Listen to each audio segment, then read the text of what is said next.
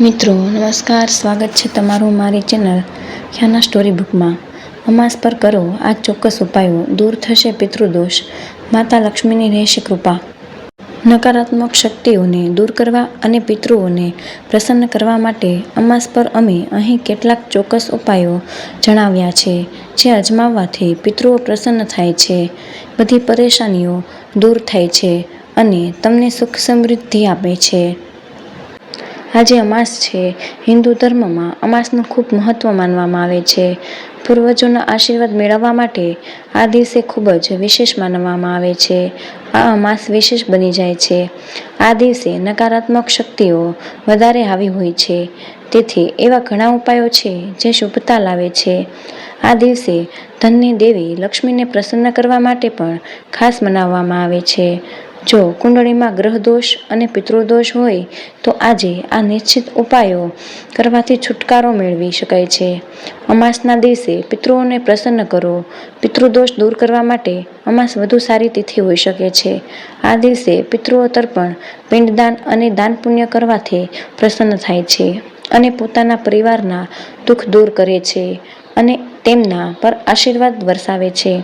અમાસના દિવસે સાંજે સૂર્યાસ્ત થયા પછી ઘરની દક્ષિણ દિશામાં સરસવ કે તલના તેલનો દીવો કરવો જોઈએ, પ્રજ્વલિત કરો અને પિતૃ કવચનો પાઠ પણ કરવો જોઈએ. અમાસ પર ઘરમાં અંધારું ન રાખવું. અમાસના દિવસે સવારથી સૂર્યાસ્ત સુધી ઘરના ઉત્તર પૂર્વ ખૂણામાં ઘીનો દીવો પ્રગટાવી રાખવો જોઈએ. સૂર્યાસ્ત થયા પછી સરસવના તેલનો દીવો પ્રગટાવવો જોઈએ. આ ઉપાય કરવાથી ધનની દેવી લક્ષ્મી પ્રસન્ન થાય છે અને સુખ સમૃદ્ધિના આશીર્વાદ આપે છે. અમાસના દિવસે ઘરના દરેક ખૂણે અંજવાળું રાખો. ઘરના દરેક ખૂણે દીવો પ્રગટાવો. અમાસ પર પીપળાના વૃક્ષ સંબંધિત ઉપાય.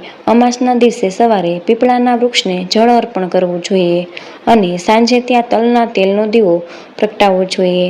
આ ઉપાય કરવાથી દેવી લક્ષ્મીની કૃપા જળવાઈ રહે છે અને આર્થિક સ્થિતિમાં પણ સુધારો થાય છે. અમાસ પર ઘરની નકારાત્મકતા દૂર કરો. અમાસના દિવસે ઘરમાંથી નકારાત્મકને દૂર કરવા નમકવાળા પાણીથી ઘરમાં પોતા કરવા જોઈએ. આનાથી ઘરની નકારાત્મક દૂર થાય છે. અમાસ પર દેવી લક્ષ્મીની કૃપા. દરેક પ્રયાસ કર્યા પછી પણ જો તમે આર્થિક મુશ્કેલીમાં છો અને પૈસાની તંગી દૂર થવાનું નામ નથી લઈ રહી, તો અમાસના દિવસે લક્ષ્મી અને ભગવાન વિષ્ણુની પ્રતિમા કે મૂર્તિની સામે દીવો કરવો જોઈએ.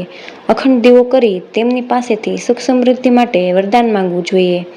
અમાસની તિથિ એ પિતૃઓને યાદ કરવાની તિથિ છે. આ દિવસે ખરીદી અને કોઈ પણ શુભ કાર્ય કરવા પર પ્રતિબંધ છે, પરંતુ ભાદરવી અમાસના દિવસે પૂષા ઘાસને ઘરે લાવવું ખૂબ જ શુભ અને ફળદાયી માનવામાં આવે છે. એવું માનવામાં આવે છે કે આ કુશના ઉપયોગ કરવામાં આવતી તમામ ધાર્મિક ક્રિયાઓ ક્યારેય ન સમાપ્ત થવાનું પુણ્ય આપે છે. મહાભારતની કથા અનુસાર જ્યારે ગરુડદેવ સ્વર્ગમાંથી અમૃતના ઘડા લઈને આવ્યા ત્યારે તેમણે એ ઘડાને થોડા સમય માટે કુશ પર રાખ્યો હતો. કુશ પર રાખવામાં આવેલા અમૃત પાત્રને કારણે કુશને પવિત્ર માનવામાં આવે છે. ઘણી બધી ધાર્મિક ક્રિયાઓમાં તેનો ઉપયોગ થાય છે. જો આવી અનેક ટિપ્સ તહેવારને લગતી, વાસ્તુશાસ્ત્ર અને વાસ્તુદોષને લગતી ટિપ્સ જાણવા માટે અમારી ચેનલને લાઇક, શેર અને સબસ્ક્રાઇબ કરો. મળીએ એક નવા વિડીયોમાં. ત્યાર સુધી જય શ્રી કૃષ્ણ. રાધે રાધે. ધન્યવાદ.